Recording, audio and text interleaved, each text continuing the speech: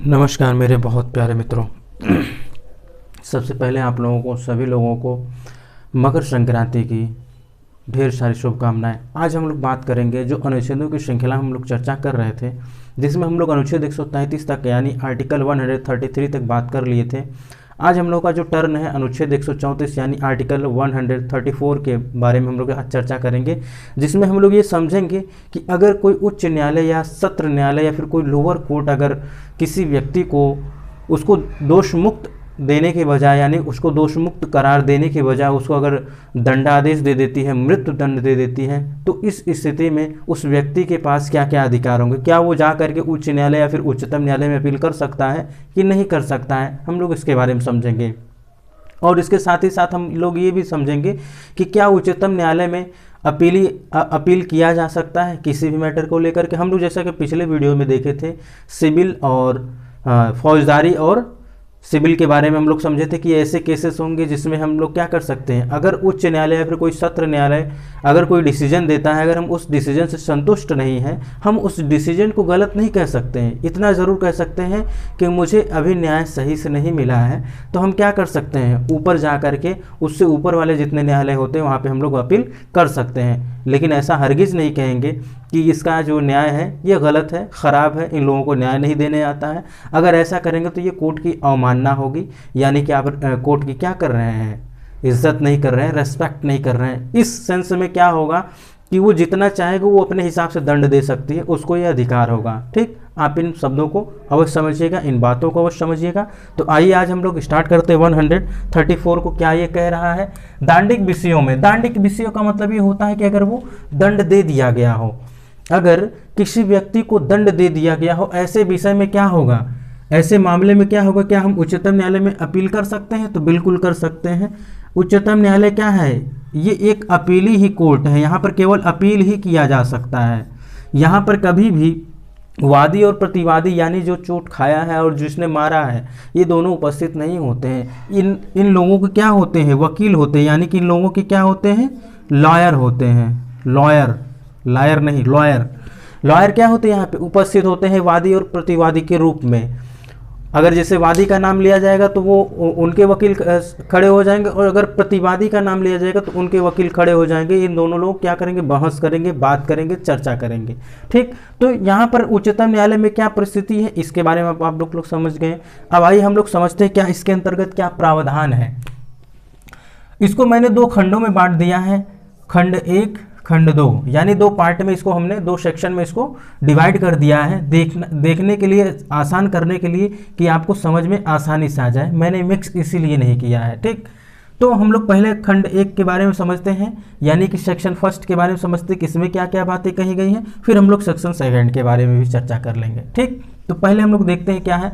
भारत के राज्य क्षेत्र में किसी उच्च न्यायालय की दांडिक कार्यवाही में दिए गए किसी अंतिम निर्णय, अंतिम आदेश या दंडादेश की अपील उच्चतम न्यायालय में होगी यदि, यहाँ पर क्या बात हुई कि अगर कोई भारत के किसी राज्य क्षेत्र में, यानी भारत के किसी राज्य क्षेत्र में कोई उच्च न्यायालय अगर वो क्या कर दिया गया हो, दांडिक कार्यवाही यानी अगर किसी को दंड देने के कार्य में, काम में क्या कर दिया हो, किसी व्यक्ति को निर्णय के आदेश में क्या कर दिया हो, अंतिम आदेश दे दिया गया हो।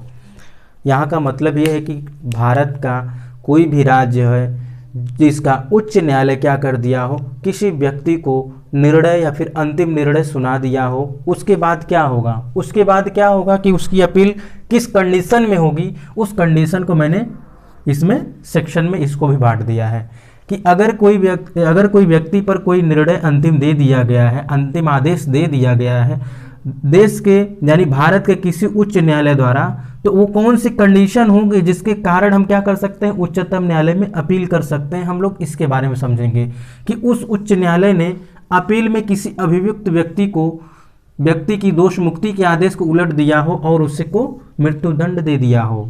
ये तो बहुत ही सरल है, बहुत ही सिंपल है कि अगर कोई उच्च न्यायालय क्या कर दिया हो, जिस उच्च न्यायालय की यहाँ पे बात हो रही है कि मान लीजिए उसने क्या कर दिया, अंतिम निर्णय दे दिया हो, अंतिम आदेश दे दिया हो। अब उसी ने क्या किया कि किसी व्यक्ति को दोष मुक्ति की बजाय उसको मृत्युदंड दे दिया हो, उसको देना था दोष मुक्ति। ठीक, आप ध्यान दीजिएगा, उस व्यक्ति को क्या देना चाहिए था, दोष मुक्ति, यानी कि उसे छोड़ देना चाहिए था। क्या कर देना चाहिए उसे, छोड़ देना चाहिए था, बेकसूर साबित करके उसे छोड़ देना चाहिए था। लेकिन यहाँ पे उच्च न्यायालय ने क्या कर दिया है, आदेश के उलट यानी कि उसका उल्टा कर दिया। उसने क्या दे दिया, उसे मृत्यु दंड दे दिया। तब भी उसको क्या किया जा सकता है, उच्चतम न्यायालय में उस मामले को ले जाया जा सकता है। अब ये तो एक कंडीशन होगी। अब दूसरी कंडीशन क्या है, उस उच्च न्यायालय ने अपने प्राधिकार के अधीनस्थ किसी न्यायालय से किसी मामले को विचारण के लिए अपने पास मंगा लिया और ऐसे विचारण में अभियुक्त व्यक्ति को सिद्ध दोष ठहराया गया और उसको मृत्यु दंडादेश दिया है। इसका तात्पर्य यह है कि अगर कोई अधीनस्थ न्यायालय का मतलब क्या होता है, मान लीजिए सुप्रीम कोर्ट है, सुप्रीम कोर्ट के नीचे हाई कोर्ट है, हाई कोर्ट के नीचे लोअर कोर्ट है, इसके नीचे आ जाते हैं सेशन कोर्ट, उसके नीचे आ जाता है डिस्ट्रिक्ट कोर्ट। तो यानी मान लीजिए हाई कोर्ट ये है, अगर इसके किसी अधीनस्थ न्यायालय ने मान लीजिए लोअर कोर्ट ने क्या कर दिया हो, किसी व्यक्ति को मृत्युदंड दे दिया हो, अगर वो मृत्युदंड दे दिया हो तो उच्च न्यायालय को इतना अधिकार है कि इस मामले को जिसको उसने क्या कर दिया हो, मृत्युदंड दे दिया हो, उस व्यक्ति को, उस मैटर को अपने पास मंगा करके, उस केस को अपने पास मंगा करके उस पर विचार कर सकती है। ठीक, उस पर क्या कर सकती है, विचार कर सकती है। एक बार फिर से समझिएगा कि अगर कोई उच्च न्यायालय, राज्य के किसी क्षेत्र का कोई उच्च न्यायालय, अगर उसके किसी अधीनस्थ न्यायालय ने किसी व्यक्ति को दोष मुक्त करने के बजाय बल्कि उसे दंडादेश दे दिया हो, मृत्युदंड दे दिया हो, तो इस स्थिति में क्या होगा कि ये जो उच्च न्यायालय है इस मामले को, इस केस को, जो केस अधीनस्थ न्यायालय में चल रहा था, जिसका उसने अंतिम आदेश या निर्णय सुना दिया है, उसको अपने पास मंगा करके उच्च न्यायालय क्या कर सकती है, उस पर विचार कर सकती है। ये भी कंडीशन है कि तब क्या होगा, उसको उच्चतम न्यायालय में अपील किया जाएगा। और क्या है, वह उच्च न्यायालय, जिस उच्च न्यायालय ने अपने पास मंगाया है, वह ये क्या कह दे कि प्रमाणित कर दे, क्या प्रमाणित कर दे कि हाँ ये क्या है, ये दंडादेश है, यहाँ पर क्या मामले हो रहे हैं कि इस व्यक्ति विशेष को देना चाहिए था, दोष मुक्त करना चाहिए था, इसको मृत्युदंड दे दिया गया है। तो क्या करेगी, उच्चतम न्यायालय में अपील किए जाने योग्य बता देगी कि हाँ इसको उच्चतम न्यायालय में अपील किया जा सकता है। समझिएगा, है तो थोड़ा सा सिंपल ही, लेकिन लग रहा होगा कठिन आपको, मैं समझ सकता हूँ इस बात को कि क्या है कि भारत के किसी राज्य क्षेत्र में, किसी भी राज्य क्षेत्र में कोई उच्च न्यायालय है, उसने किसी व्यक्ति को दोष मुक्त करने के बजाय उसको दंडादेश दे दिया, मृत्युदंड दे दिया। इस स्थिति में क्या होगा, उच्चतम न्यायालय में इससे मामले को अपील किया जा सकेगा, ले जाया जा सकेगा। फर्स्ट कंडीशन ये कह रही है कि उच्च न्यायालय ने क्या कर दिया हो, उच्च न्यायालय ने क्या किया हो, उच्च न्यायालय ने अपील में किसी अभिव्यक्त व्यक्ति को दोष मुक्ति के आदेश पर, यानी कि यहाँ पर क्या हो रहा है कि वहाँ पे आप अपील करने गए हाई कोर्ट में और उसने जो उसको दोष मुक्ति के बजाय फिर मृत्युदंड दे दिया। क्या हो गया कि भाई अगर उसको लेके जाया गया उस मैटर को अपील करने के लिए कि भाई चलिए हम लोग चलते हैं उच्च न्यायालय में, हम लोग बच जाएंगे क्योंकि अभी लोअर कोर्ट ने हमें ऐसा डिसीजन दे दिया है, चलिए हम लोग वहाँ बच जाएंगे, लेकिन यहाँ पर गए, यहाँ पर भी इसने भी कहा ना तो तुम्हें फिर से मृत्युदंड मिलेगा। तो ऐसे भी कंडीशन में क्या होगा कि फिर से इसको कहाँ पे ले जाया जा सकेगा, उच्चतम न्यायालय में ले जाया सकेगा।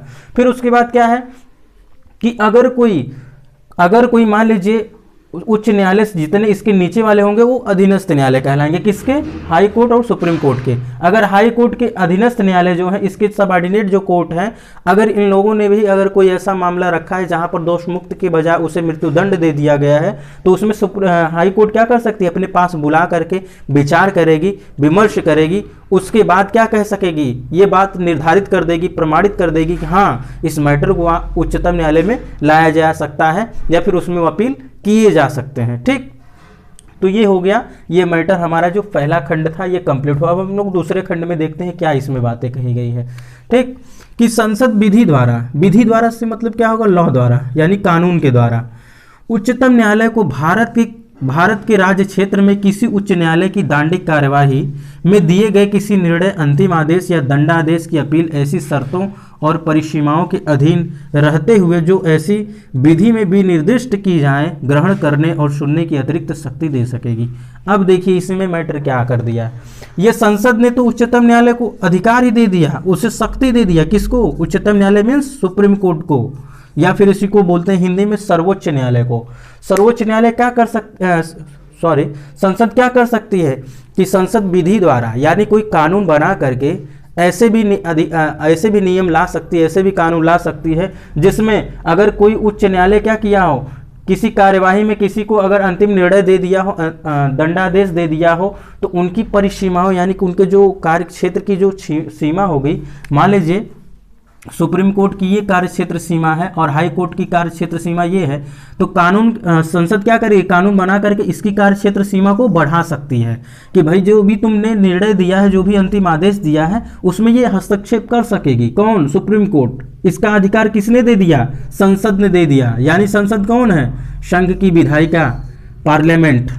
ठीक, पार्लियामेंट क्या है? संसद की या संघ की विधायिका है। संसद ही इसी को बोलते हैं हिंदी में, इंग्लिश में इसको बोलते हैं पार्लियामेंट। तो ये पार्लियामेंट क्या कर रही है यहाँ पर?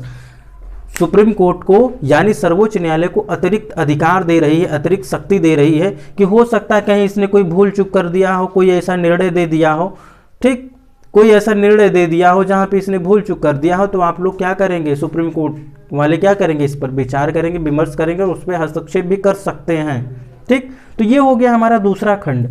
दूसरा खंड हमारा ये कंप्लीट हुआ। पहला खंड दूसरा खंड हम लोगों ने इसको इसी क्रम में बदला है, डिवाइड किया है ताकि आप लोगों को समझ में आ सके, आसान हो जाए। ठीक, अगर एक ही में ही बताया जाता तो थोड़े से मिक्सअप हो जाते मामले। तो मित्रों, आज हम लोगों ने आर्टिकल 134 को समझा है। हम लोग आगे आर्टिकल 135 के बारे में समझेंगे और निरंतर ऐसे ही हम लोग रोज़ एक एक आर्टिकल को समझते चलेंगे। एक दिन हम लोग अनुच्छेद 1 से स्टार्ट किए थे, आर्टिकल 1 से स्टार्ट किया था, आज हम लोग आर्टिकल 134 तक सफ़र कर चुके हैं। तो मित्रों, इन्हीं शब्दों के साथ आज के लिए बस इतना ही। हम लोग मिलते हैं नेक्स्ट वीडियो में, तब तक के लिए नमस्कार।